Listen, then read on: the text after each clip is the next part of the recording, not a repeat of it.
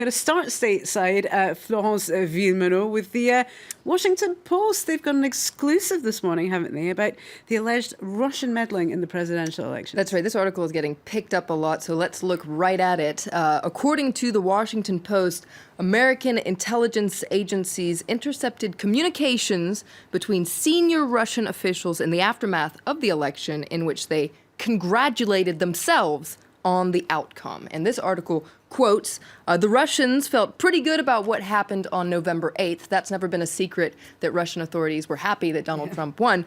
But according to this quote, they also felt pretty good about what they did. So that's the key word there. Oh, goodness. Well, this all comes, of course, as an unprecedented bipartisan intelligence report has been circulating in Washington that details the evidence of this Russian interference in the election campaign. Absolutely. It's a report that is really polarizing in Washington. It's a really hot topic, divisive topic, and particularly because the president-elect Donald Trump has consistently expressed doubts about Russian meddling. Now, you can see here the New York Times very critical of the president-elect because he's gone so far as to question on Twitter the competence and impartiality of U.S. intelligence services. He's been saying, for instance, he wants to restructure and pare them back. Well, the New York Times says that this kind of toxic relationship that we're seeing between Donald Trump and U.S. spy services is very dangerous. It's very dangerous for the security of the United States because if he's discrediting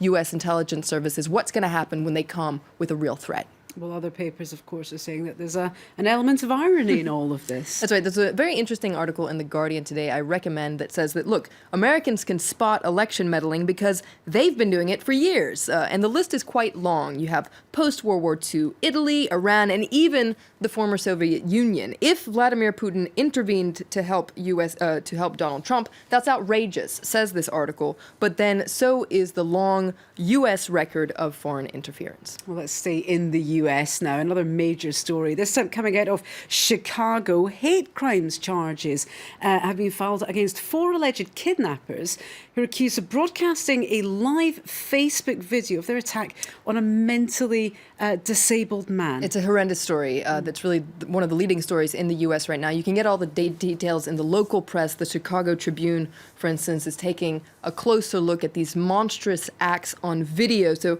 this video was broadcast on Tuesday. It shows the man, you can see it blurred there, tied up in a corner as his captors cut his shirt and slice his scalp while yelling obscenities about Donald Trump and white people. According to the Chicago Tribune, it's a level of cruelty that seems inconceivable. It's monstrous. A lot of papers are calling it torture. Okay, well, the tensions mounting in response to the brutal video, really. That's right, especially online because the victim is white while the 4 suspects are black. Now, online reactions, according to Vice, have laid bare once again how starkly divided both racially and politically the United States is, because many people on social media are saying that the Black Lives Matter movement should shoulder the blame for this horrendous incident. Now, according to a lot of papers, it's actually alt-right trolls that are trying to use this incident to, I guess you could say, lash out against the Black Lives Matter, BLM movement. For instance, they've been using the hashtag Black Lives Matter kidnap. A lot of papers are saying, look, there is no material link so far. I mean, even detectives are saying there's no link between the Black Lives Matters movement and this horrendous act. And in fact, you can see this article in The Independent saying, look, even making that suggestion is racist, that we should not even be talking about it.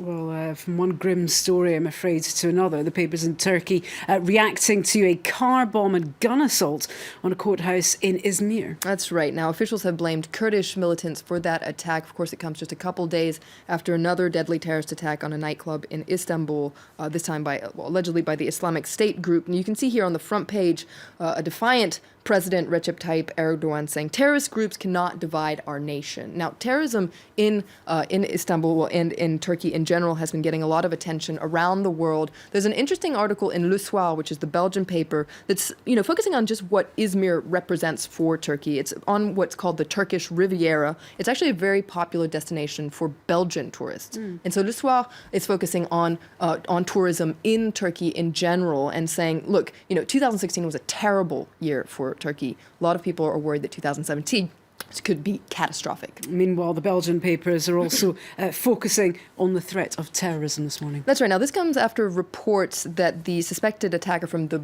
Berlin Christmas market actually passed through a Belgian train station while he was escaping. Now, this has sounded the alarm on train security in Belgium. You can read more about it here in Courrier International.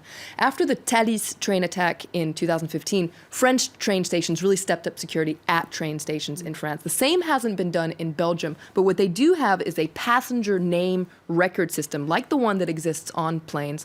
And so they're trying to spread it across Europe, but it's really raised a lot of questions with human rights groups about, security and identity.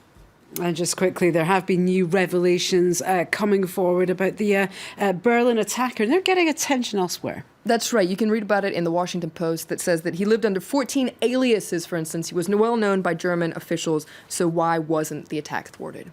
Okay, thanks for that. Florence Villemino bringing us a roundup of the international press this morning. Thanks to you, Flo.